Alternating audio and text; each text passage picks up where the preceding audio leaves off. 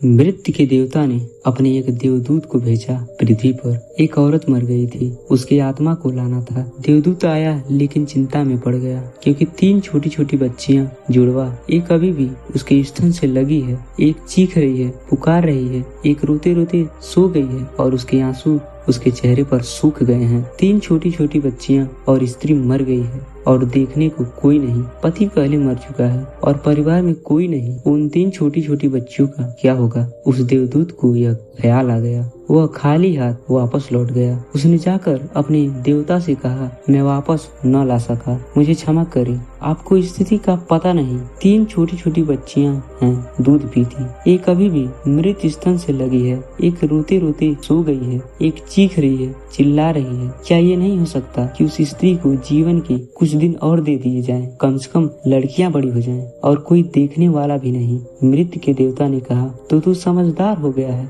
उससे ज्यादा जिसकी मर्जी से जन्म होता है, जिसकी मर्जी से मृत्यु होता है। तो तूने पहला पाप कर दिया और इसकी तुम्हें सजा मिलेगी। और सजा यह है कि तुझे पृथ्वी पर चले जाना होगा और जब तक तू 3 बार न हंस लेगा अपने गलतियों पर, तब तक वापस नहीं आ सकेगा। दोस्तों, इसे जरा समझना, 3 बार न हंस लेगा अपने गलतियों पर। क्यों? क्योंकि दूसरों की मूर्खता पर अहंकार हंसता है और जब आप अपनी मूर्खता पर हंसते हैं तो अहंकार टूटता है। देवदूत राजी हो गया दंड भोगने को, लेकिन फिर भी उसे लगा कि सही तो मैं ही हूँ, हंसने का मौका कैसे आएगा। उसे जमीन पर फेंक दिया गया। सर्दियों के दिन करीब आ रहे थे और एक जूते बनाने वाला अपने बच्चों के लिए कोट और कंबल खरीदने शहर गया हुआ था, कुछ रुपए इकट्ठे कर। जब वह शहर जा रहा था तो उसने राह के किनारे एक नंगे आदमी को पड़े हुए देखा जो ठंडी से सिकुड़ा हुआ था। वह नंगा आदमी वही देवदूत था जो जमीन पर फेंक दिया गया था। उस आदमी को दया आ गई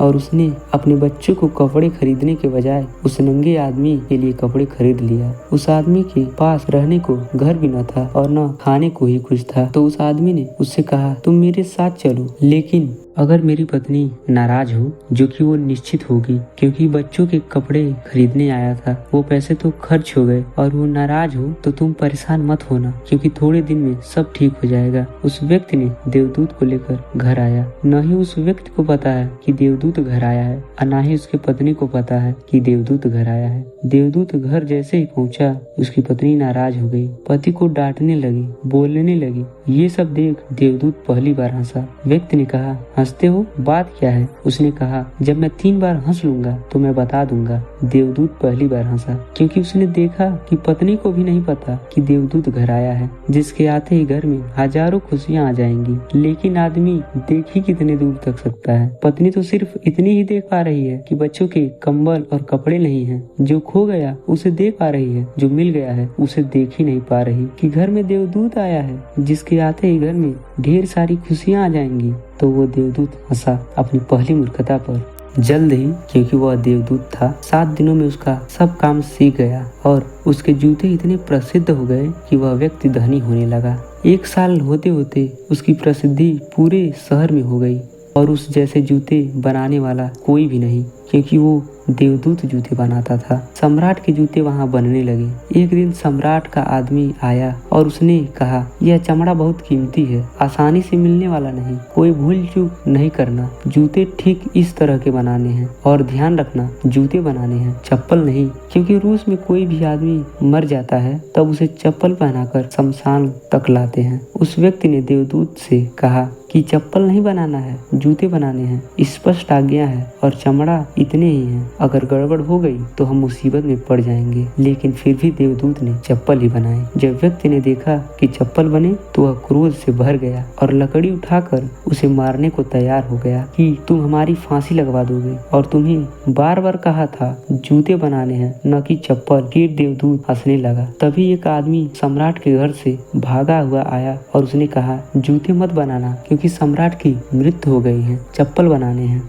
दोस्तों भविष्य अज्ञात है, सिवाय उसको किसी को ज्ञात नहीं, और आदमी तो अतीत के आधार पर निर्णय लेता है। सम्राट जिंदा था तो जूते चाहिए थे और मर गया तो चप्पल चाहिए। तब उस व्यक्ति ने देवदूत के पैर पकड़कर माफी मांगने लगा। मुझे माफ कर दो, मैंने तुम्हें मारा। देवदूत ने कहा, कोई बात नहीं, मैं अपना दंड भोग रहा हूँ। लेकिन वह आज दोबारा हंसा। व्यक्ति ने पूछा, हंसने का कारण? उसने कहा, जब मैं 3 बार हंस लूंगा तो मैं बता दूंगा। दोबारा हंसा इसलिए क्योंकि भविष्य हमें ज्ञात नहीं, इसलिए हम चिंता करते हैं जो व्यर्थ है। हम इच्छाएं करते हैं जो कभी पूरी नहीं होंगे। हम मांगते हैं जो कभी नहीं घटेगा, क्योंकि कुछ और ही घटना तय है। हमसे बिना पूछे नियति घूम रही है और हम व्यर्थ में बीच में शोरगुल मचाते हैं। चाहिए चप्पल और जूते बनाते हैं। मरने का वक्त करीब आ रहा है और हम जीवन का आयोजन कर रहे हैं। तो देवदूत को लगा कि वो बच्चियां, मुझे क्या पता भविष्य में उनका क्या होगा। मैं बेकार में ही उनके बीच में पड़ गया। और फिर तीसरी घटना घटी। एक दिन 3 लड़कियां आईं, जवान। उन तीनों की शादी होने वाली थी और वो तीनों जूतों के लिए आर्डर देने आई थी। साथ में एक बूढ़ी महिला भी थी जो बहुत धनी लग रही थी।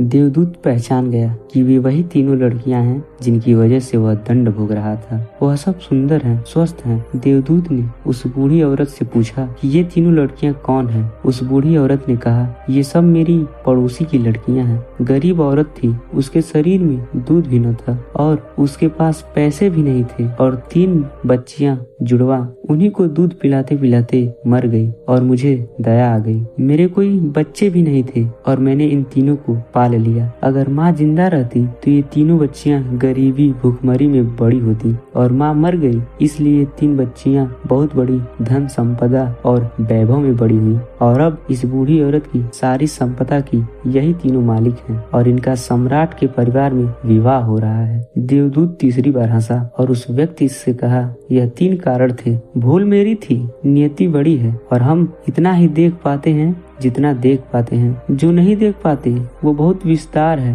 उसका, और हम जो देख पाते हैं उससे हम कोई अंदाजा नहीं लगा पाते। होने वाला है जो होगा। मैं अपनी मूर्खता पर 3 बार हंस लिया हूँ। मेरा दंड पूरा हो गया और अब मैं जाता हूँ। दोस्तों, अगर हम अपने को बीच में लाना बंद कर दें तो हमें मार्गों का मार्ग मिल जाएगा। इसलिए हमें भविष्य को लेकर चिंता नहीं करनी चाहिए और हमें वर्तमान में जीना चाहिए। तो दोस्तों, ये कहानी आपको कैसी लगी कमेंट में जरूर बताएं, और इसी तरह के वीडियो देखने के लिए इस चैनल को सब्सक्राइब जरूर करें। इस वीडियो को अंत तक देखने के लिए धन्यवाद।